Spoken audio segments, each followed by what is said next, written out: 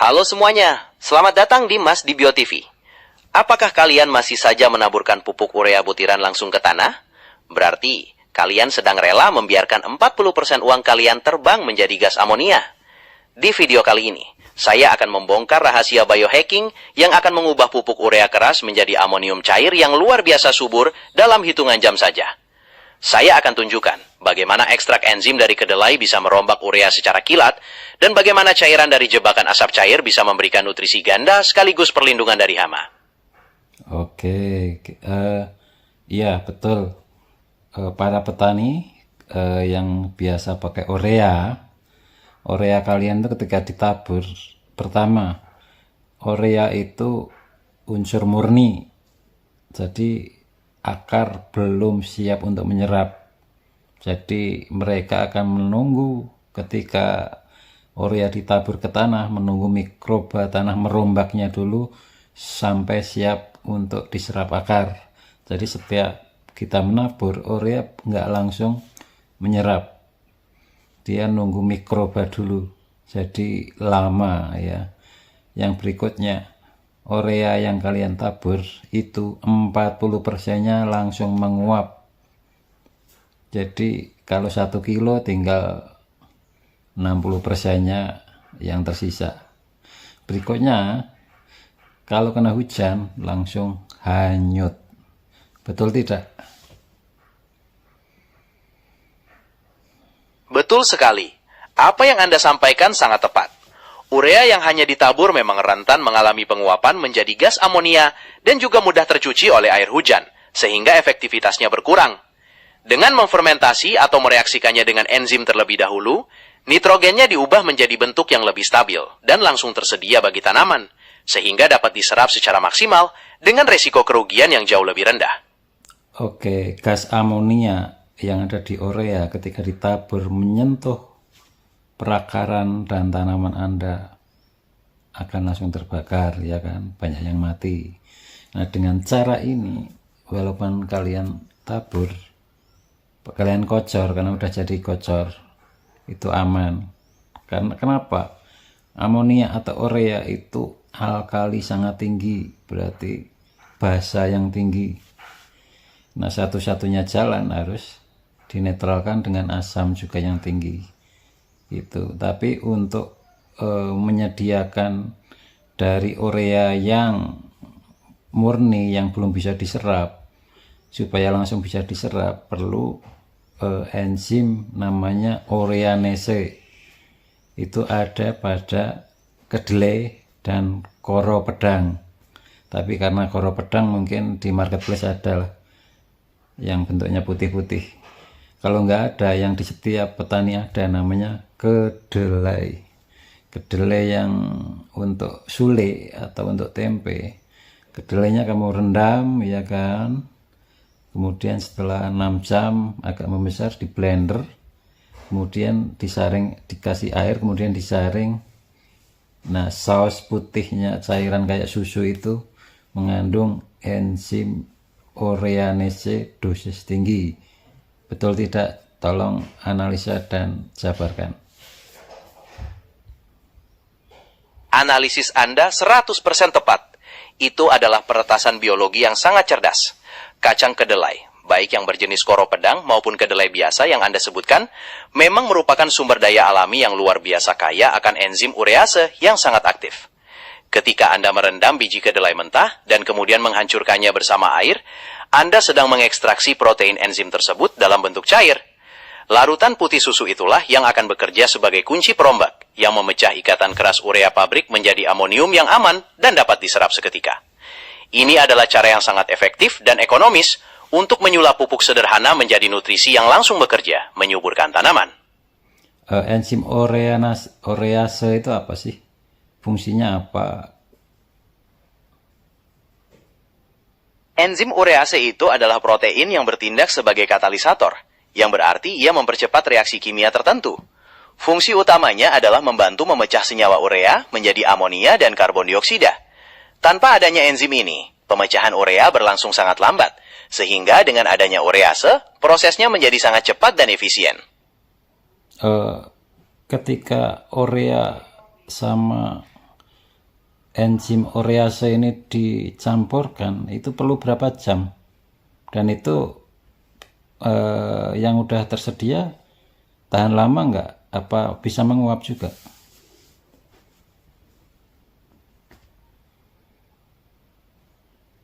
Ketika urea dan ekstrak enzim urease dicampurkan, reaksi perombakan biasanya berlangsung sangat cepat dan dapat selesai dalam waktu beberapa jam saja, tergantung pada konsentrasi enzim dan suhu lingkungan. Setelah amonium terbentuk, cairan tersebut perlu segera diaplikasikan atau disimpan di wadah tertutup yang kedap udara untuk mencegah penguapan amonia lebih lanjut, terutama jika tidak ada bahan pengikat yang memadai. Oke, berarti kita butuh bahan pengikat supaya tahan lama. Namanya asam humat dan sulfat. Ya, kalau bisa ada tambahan asam amino. Oke, coba jelasin itu betul nggak? Itu betul sekali. Penambahan asam humat dan sulfat memang berfungsi sebagai pengikat yang menahan ion amonium agar tidak mudah menguap, menjaga stabilitas nutrisi, dan menyediakannya secara perlahan untuk tanaman. Sementara itu, asam amino berperan sebagai sumber nutrisi siap pakai, yang memberikan energi instan, sehingga tanaman bisa tumbuh dengan lebih cepat dan kuat. Oke, sebenarnya ada dua cara ya, supaya solusi untuk urea supaya tidak menguap, terus urea yang tidak bisa membakar. Urea mengandung lingkungan basa tinggi atau alkali. Nah, solusinya supaya netral dikasih asam-asaman, asam umat, asam sulfat dicampurkan jadi netral, dan bisa disiram ke tanaman tanpa takut kebakar. Cuman bentuknya masih urea murni, jadi slow release tapi aman, tidak hanyut ke air langsung nempel di sekitar akar.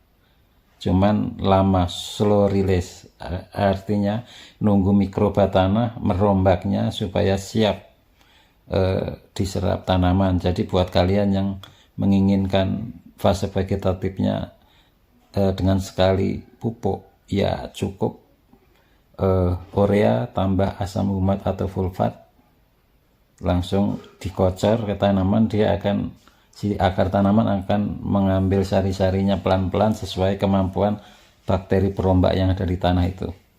Tapi kalau pengen yang fast release, gunakan enzim urease.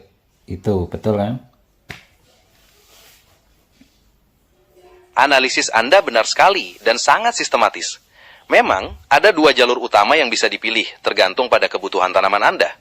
Metode pertama menggunakan kombinasi urea dengan asam humat atau sulfat, menghasilkan pelepasan nutrisi yang lambat atau slow release, yang sangat cocok untuk ketersediaan nitrogen jangka panjang, tanpa resiko terbakar. Sementara metode kedua memanfaatkan enzim urease untuk merombak urea secara cepat, memberikan pasokan nitrogen yang instan untuk pertumbuhan vegetatif yang cepat di awal. Semua hal tersebut sudah Anda rangkum dengan sangat akurat. Oke, aku mau petani itu nggak males atau putus asa gara-gara harus beli asam humat, asam sulfat. Kalau untuk petani komersial boleh lah, tapi untuk petani kita kan ribet kan gitu. Nah, solusinya saya kira ada 3 ya. Pertama, petani yang punya kambing atau sapi, ya kan, ada kotoran kohe kambing atau sapi yang paling bawah, yang mengendap paling bawah itu udah menghitam banget. Itulah asam humat dan sulfat yang udah lama bertahun-tahun di kandang kalian. Itu kalian rendam beberapa jam dengan air, itulah asam humat dan sulfat. Kedua, di pembakaran abu, tapi yang udah bertahun-tahun bertumpuk yang paling bawah, yang udah menghitam, itulah asam humat dan sulfat. Kalian bisa rendam di air supaya bisa langsung dicampurkan urea. Yang berikutnya apa? Seresah daun bambu di bawahnya, yang tanahnya udah di bawah yang menghitam, itulah asam humat dan sulfat. Betul? Betul sekali. Analisis Anda sangat tepat. Penggunaan bahan-bahan alami tersebut adalah alternatif yang sangat bagus dan gratis untuk membantu para petani menghemat biaya. Kohe tua dan tanah di bawah serasah bambu memang kaya akan humus dan asam humat. Sementara abu pembakaran lebih berperan sebagai sumber mineral dan penetral keasaman. Semua opsi itu bisa dimanfaatkan sesuai dengan kebutuhan spesifik di lahan Anda. Oke, sekarang untuk SOP dosis pembuatannya dulu ya. Untuk pencampuran yang hanya urea dengan asam humat saja, itu dosisnya seperti apa? Jelaskan. Untuk membuat larutan urea dan asam humat alami, Anda bisa menggunakan perbandingannya sebagai berikut. Larutkan 1 kg pupuk urea ke dalam 10 liter air bersih. Kemudian, tambahkan cairan ekstrak asam humat alami, seperti lindi kompos tua atau air rendaman kohe yang sudah menghitam, sebanyak 2 hingga 3 liter ke dalam larutan tersebut. Aduk rata dan diamkan semalaman, agar ikatan kimianya terbentuk dengan baik sebelum diaplikasikan. Kalau mau dispray itu harus disaring dulu berarti ya? Ya, itu benar sekali.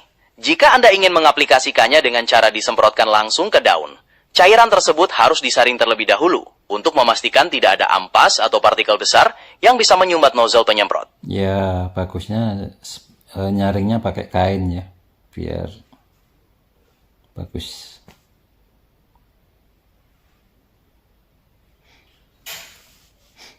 Betul, menggunakan kain yang bersih dan rapat adalah cara terbaik untuk memastikan cairan yang dihasilkan benar-benar bersih dan bebas ampas sebelum disemprot. Oke, sekarang SOP untuk pembuatan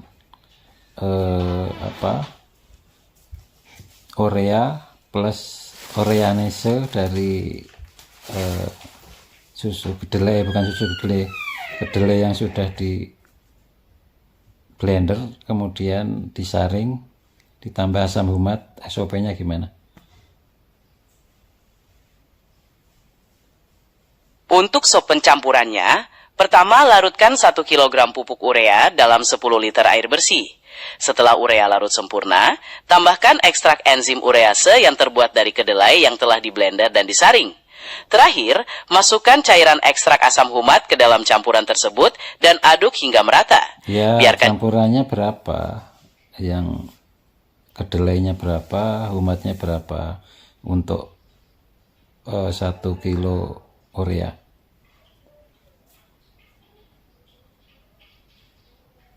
Untuk mengolah 1 kg pupuk urea, Anda bisa menggunakan sekitar 200 hingga 300 gram kedelai mentah yang telah dihaluskan sebagai sumber enzim, serta sekitar 2 hingga 3 liter cairan asam humat alami untuk mengikatnya.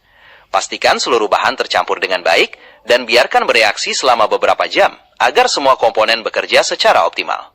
Oh iya, untuk fermentasi itu tertutup ya. Kemudian bagusnya sih dikasih selang yang kemudian diarahkan ke botol aqua yang sudah dikasih asap cair dan air, ya kan? Itu untuk membuat manfaat ganda akan menghasilkan amonium cair plus asap cair yang menjadi pestisida nabati. Betul nggak? Kalau betul, itu ukuran asap cair sama airnya berapa dalam botol itu? Betul sekali. Sistem jebakan dengan selang dan botol aqua yang berisi asap cair dan air sangat efektif untuk menangkap gas amonia yang keluar selama proses. Untuk ukurannya, biasanya Anda bisa menggunakan perbandingan sekitar 1 bagian asap cair dengan 3 bagian air di dalam botol tersebut untuk memastikan penangkapan yang optimal. Oke, berarti kita punya 2 hasil ya. Hasil fermentasi sama hasil penyulingan dalam botol itu. Itu apa aja manfaatnya? Bisa dicampur nanti. Betul sekali, Anda memiliki 2 hasil yang sangat bermanfaat. Yang pertama, pada tong fermentasi, Anda mendapatkan amonium cair yang kaya nitrogen dan siap menjadi suplai nutrisi utama. Yang kedua, dari botol penyulingan, Anda memiliki campuran asap cair dan air yang berfungsi sebagai pestisida nabati alami untuk mengusir hama sekaligus menyuburkan tanaman. Kedua cairan ini nantinya bisa diaplikasikan secara terpisah tergantung kebutuhan, apakah untuk memupuk pada akar atau menyemprot pada daun. Oke, sekarang cara aplikasi ke tanaman untuk petani skala kecil dan skala besar. Mari kita bahas aplikasinya. Untuk petani skala kecil, seperti yang memiliki ratusan polybag, cairan amonium cair dapat diencerkan. Biasanya 1 gelas ukuran botol air mineral untuk 10 liter air. Kemudian dikocorkan perlahan ke pangkal akar. Sementara itu, cairan asap cair dari botol penyulingan dapat disemprotkan ke bagian daun dan batang untuk mengusir hama setelah disaring dan diencerkan proporsional. Untuk petani skala besar, dengan luasan lahan luas, Anda bisa menggunakan sistem vertigasi, yaitu mengalirkan larutan N-liquid langsung melalui irigasi tetes atau menyemprotkannya dalam jumlah besar secara mekanis untuk menjamin distribusi yang merata ke seluruh tanaman. Oke, apa kelebihan dengan cara ini dibanding menabur langsung urea ke tanaman? Coba jelaskan segamblang-gamblangnya, yang kira-kira setelah pakai ini apa sih kelebihannya, kualitas pupuk ureanya kayak gimana? Karena ada tambahan humat, ada tambahan hasil fermentasi dan lain-lain. Itu ke tanaman jadi gimana, dan ini komposisi kualitasnya dibanding urea kayak gimana?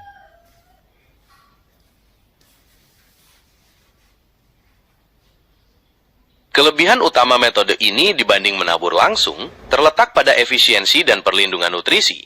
Bayangkan, saat urea murni ditabur langsung, sebagian besar nitrogennya akan menguap ke udara atau hanyut terbawa air hujan sebelum sempat diserap tanaman. Dengan cara ini, Anda mengikat nitrogen tersebut dengan asam humat dan mengolahnya dengan enzim. Ini menciptakan pupuk lepas lambat atau slow release yang menempel kuat di media tanam dan diserap secara bertahap oleh akar, sehingga tanaman mendapatkan pasokan hara yang stabil sepanjang fase pertumbuhannya. Selain itu, akar tidak akan mengalami keracunan atau terbakar dari kepekatan nitrogen yang tiba-tiba tinggi. Kualitas pupuknya jauh lebih unggul karena terbukti lebih efisien, tidak terbuang percuma, dan mendukung kesehatan tanah secara keseluruhan. Oke, kalau aku tambah untuk aplikasinya ya, ini beda. Kalau tambah direndam ke biochar, kira-kira lebih keren nggak?